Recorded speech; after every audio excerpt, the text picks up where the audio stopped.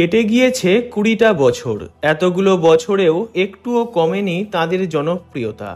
তাঁরা কারা? এসিপি প্রদ্যুম্ন, অভিজিৎ ও দয়া।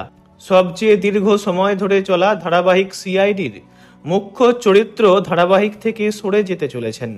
বিদায় জানাতে চলেছেন এসিপি প্রদ্যুম্ন এবং সেই খবর প্রকাশ্যে আসতেই মন ভেঙেছে অনুরাগীদের। হাজার হাজার সিআইডি প্রেমী ভক্তরা মন খারাপ করে বসে আছেন এসিপি প্রদ্যুম্নের জন্য। সবচেয়ে বেশি সময় ধরে চলা ক্রাইম থ্রিলার টিভি শো সিআইডির অনুরাগীরা শীঘ্রই একটি বড় মোড় দেখতে পাবেন এই ধারাবাহিকে। কারণ অভিনেতা শিবাজি সাতাম অভিনীত এসিপি প্রদ্যুম্নের চরিত্রটি সিরিজ থেকে বিদায় নিতে চলেছে। সদ্য পাওয়া খবর অনুযায়ী চরিত্রটি আগামী পর্বে বোমা বিস্ফোরণের দুর্ঘটনায় মারা যাবে।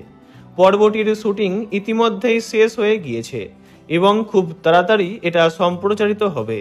এর থেকে বেশি আর কিছু জানাতে চান না কেউই, কারণ তাঁরা চান এটা অনুরাগীদের জন্য একটি ধাক্কা হোক।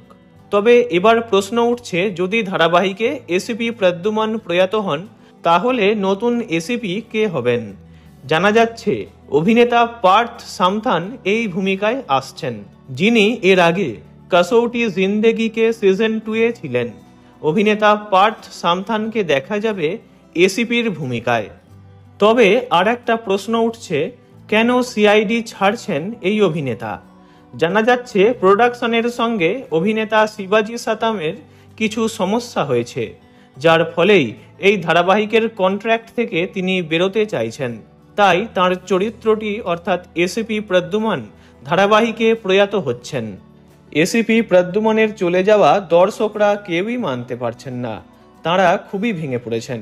এছাড়াও এসিপি প্রদ্যুম্ন অর্থাৎ অভিনেতা শিবাজি সাতাম এই ধারাবাহিক থেকে বিদায় নিলে এই শোয়ের টিআরপি যে তলানিতে ঠেকবে তা তো বলাই যায়।